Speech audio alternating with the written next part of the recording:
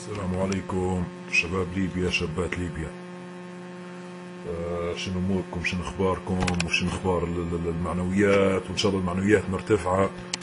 وهذا طبعا الكلمه رقم 2 من اخوكم شاب ليبي زيني زيكم، منبوش نعاودوا نفس الكلام.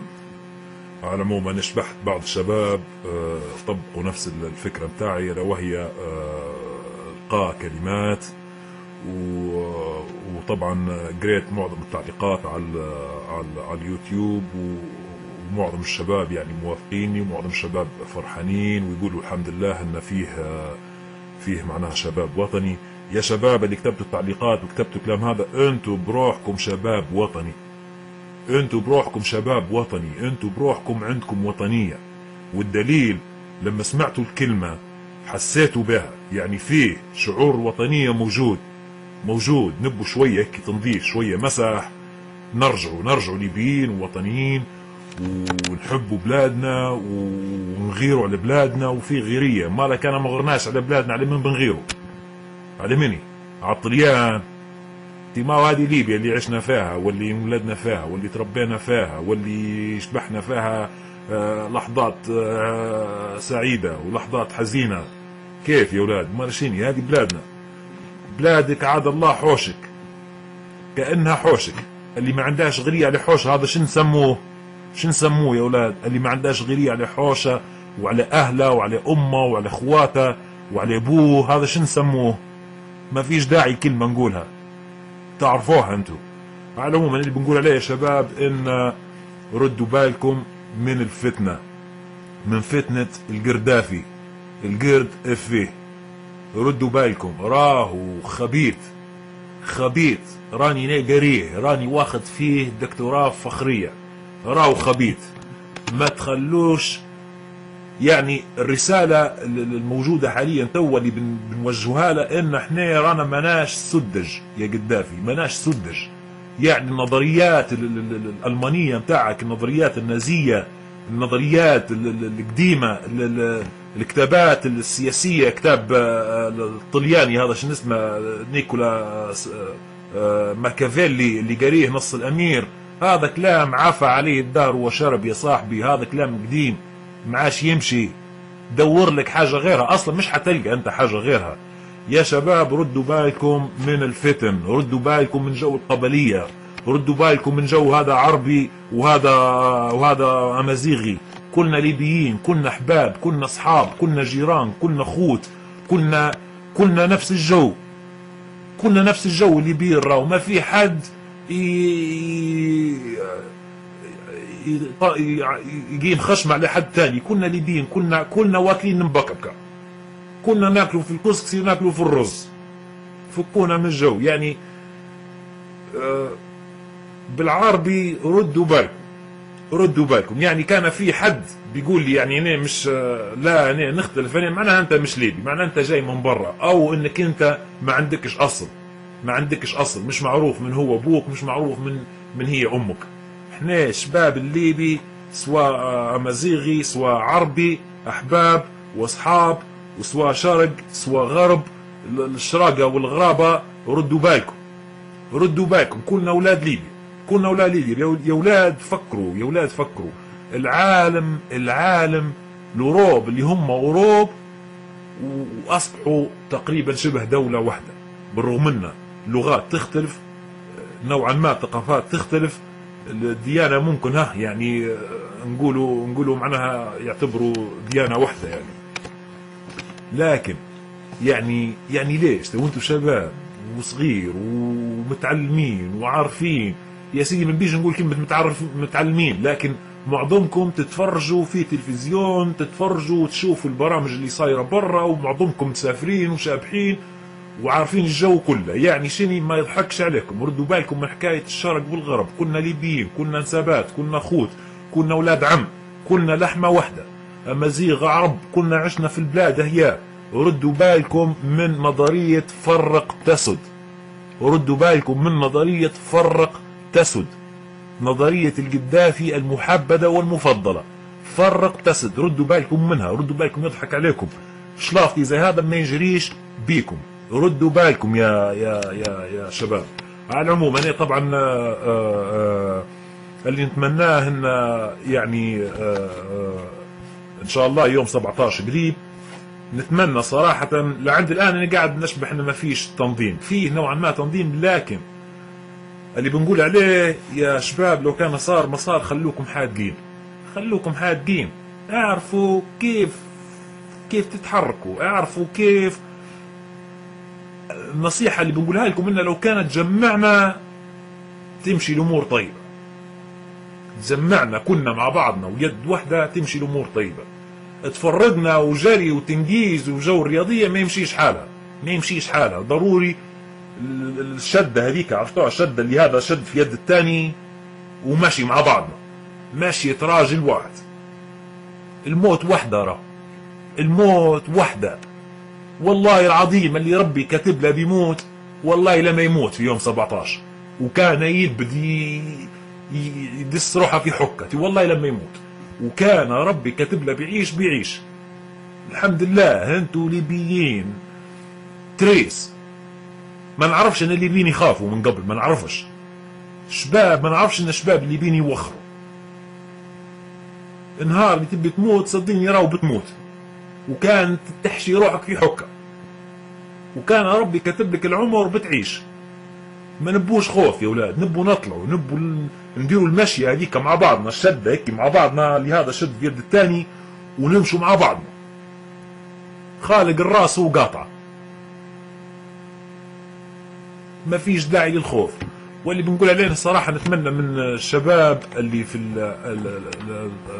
تحديدا اللي في الفيسبوك، يعني ردوا بالكم ونبوا شويه تنظيم، صراحه نبوا شويه تنظيم. ونقطه ثانيه نبي نوجهها، طبعا احنا ما عندناش مشكله مع اي واحد ليبي برا البلاد، ما عندناش معاه اي مشكله، لكن اللي بنقوله يا شباب ان في بعض الناس يخرطوا، مش عايشين في ليبيا، مش فاهمين الجو في ليبيا، 30 سنه برا.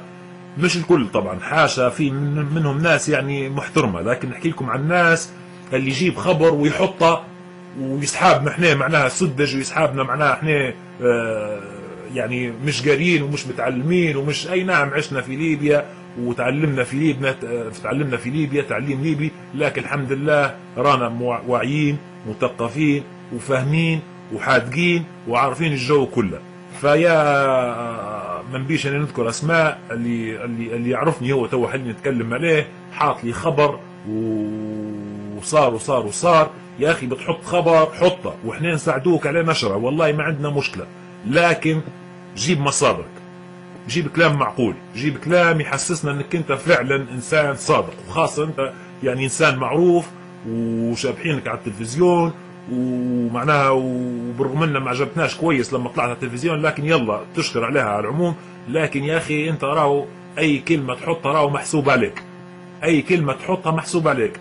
جو الاشاعات وجو الكذب وجو كلنا نكره القذافي، كلنا ما نحبوش، كلنا نحقدوا عليه، كلنا نتمنى نعلقوه على السرايا الحمراء. لكن يا حبيبي ما تستخدمش انت، ما تستغلش النقطة هذه وتقول يلا هم يكرهوه خلينا نحط لهم الاشاعة هذه باش لا، انت بتسبب في فوضى، انت بتسبب في انت هيك بتفشلنا، انت بالطريقة هذه راك بتفشلنا.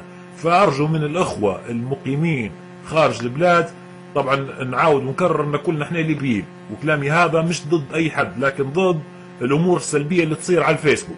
رجاء تبوا تخدموا معانا، اخدموا معانا على صح. وبعدين حاجه ثانيه، المعارضين اللي قاعدين برا، اطلعوا يا اخي، تحركوا برا وديروا اتصالات بالجزيره، اطرحوا موضوعات. الجزيره لا تقول لي لا حره لا مظلومه، الجزيره كان في قناه الجزيره، واطلعوا. مش انتم مثقفين، مش انتم قاريين برا، ومش انتم متعلمين وفاهمين الديمقراطيه، اطلعوا هون القنوات، اطلعوا كتوا لنا الجرعات، كتوا حركوا الاعلام. هذا الاعلام الجزيره قلت لكم لا، ما قلت لكمش لا، الجزيره مفتوحه، لكن تعالوا نبوا ناس معبيه في دماغاتها، مش ناس فارغه ما تعرفش حتى تركب كلمتين على بعضها.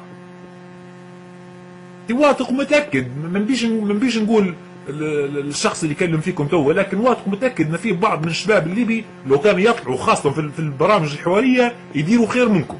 فارجو من الناس اللي برا ما نبوكمش على الفيسبوك، اطلعوا هاونا انتم عندكم حريه الاتصال، وتقدروا تتصلوا بالجزيره، وتقدروا تنسقوا برامج، وتقدروا تجيبوا مواضيع، وتقدروا تسلطوا الضوء معنا. لكن راقدين برا وما تديروا في شيء، وتبونا احنا نديروا كل شيء. كيف يا اخي؟ تحركوا معنا، تحركوا عليه صح، تحركوا عليه صح، تحركوا عليه صح. وقناة الجزيرة لا قناة حرة ولا شيء. امس الشباب يحكوا على محمود الشمام، طالع في قناة البي بي سي تقريبا. محمود الشمام لي كل احترام وتقدير، وشخص متعلم، وانا واحد من المعجبين به. لكن صراحة يا استاذ محمود الشمام، نطلب منك نقطتين. انك انت اول حاجة لو كان عندك علاقات تحرك لنا مع قناة الجزيرة، هذه رقم واحد. رقم اثنين، لو كان نجحت الثورة ما نبوش كلام بس، نبوا برامج سياسية، برامج سياسية. لأن بنقولها لكم الجماعة اللي برا، أنا شاب ليبي وقاعد في ليبيا، وبإذن الله كان نجحت الثورة وتخلصنا من القذافي، راهو ردوا بالكم تتوقعوا ان يعني انتم فاهمين الديمقراطيه وانتم فاهمين الجو كله، وباذن الله حتى احنا اللي قاعدين في البلاد رانا عندنا برامج سياسيه وباذن الله حنوتوها، ومساله وقت. يعني الجماعه اللي برا ارجوكم تحركوا بشكل ايجابي، انتم عندكم حريه اكثر من الحريه اللي عندنا احنا. تقدروا تتصلوا، تقدروا تتكلموا، ما عندكمش اي مشكله. اللي نطلبه منكم الناس اللي برا، لو كان في عارفين منكم ناس تعرف كيف تتكلم ولها تأثير وعندها في البرامج الحوارية وعندها في المناقشات وفي المجادلات، وتعرف كيف تجادل على حجة وتجادل على صح وتجادل على برهان وتجادل على منطق وتجادل على دليل، أرجو إنكم إن أنتم تتحركوا. وما نبوش أي قناة، نبوا قناة الجزيرة. المصاروة قبل ما تصير الثورة متاعهم راهو كانوا مكتفين الجرعات، وكانوا الجزيرة، يعني الجزيرة مش حتقول لا، غير نبو ناس متعلمة ومتثقفة وتعرف كيف تتكلم ومقبولة، مش يقعد يجدغ لي في كلام ما يركبش على بعضه. لا مش عارف واحد من الجماعة مختار مفروض ما جاهدش ومش عارف، هذا كلام تقوله يا راجل، هذا كلام تقوله قاعمز. كان كلامك هيك قاعمز، تو شدوه احنا على اليوتيوب. الله غالب ما فيش كيف نوصل للجزيرة، ما فيش كيف نتصلوا بها. على العموم أنا طبعا ما نبيش نكثر الكلام. شكرا لكل من ساعدني على الفيديو الأول، وضحكني راه واحد من التعليقات على الفيديو متاعي الأول قال أنا زارط. يا أخي كان هذا كلام بيطلع من زارط، معناه احنا الليبيين كلنا زارطين. وبعدين من هو اللي مش زارط من 69؟ الشعب الليبي كله زارط. هيا السلام عليكم، ولينا ان شاء الله لقاء ثاني. والكلمه الثانيه ان شاء الله، الكلمه القادمه ان شاء الله حتكون للقذافي. يا قذافي، انا باذن الله حنخش معاك في في في في في في في مناقشه، وحنطلعك انك انت ضعيف، واللي يقولوا سياسي محنك وسياسي مش عارف ايش وخبيث والله ما عنده فاهتي، والله لا فارغ. سياسه شني؟ سياسه الحط الفلوس من تحت الطاوله، سياسه خريقه. هذه ما هي السياسة، هذه ما عندهاش في السياسة. والله لا فارق. كان عنده في السياسة راهو عرف كيف عرف أول حاجة كيف يطلع البلاد، وثاني حاجة كيف راهو ليبيا عندها وزن، وهو غير شادها لي طرحات وكلام فارغ، كلام هيك يلفت في النظر وخلاص. وسياسة في دبلوماسية بمعنى كلمة دبلوماسية، والله ما يكسبها. برا تعلم من سيدك أردوغان، برا تعلم منا. ايه هذاك فعلا نقول عليه راجل سياسي. لكن انت كذاب وفارغ، وكانت اصحاب الليبيين كلهم مصدقينك. لا، معظم الليبيين ناس واعيه وناس متعلمه وتفهم في السياسه. راه باقي اصحاب انك انت كان قريتنا سنين مجتمع جماهيري وكلام فاضي وغسيل دماغ. باقي اصحابنا راهو الحمد لله ناس نقروا وناس نفهموا في السياسه ونعرفوا البرنامج كله. ونصيحه ليك، برا اتعلم من الطيب اردوغان.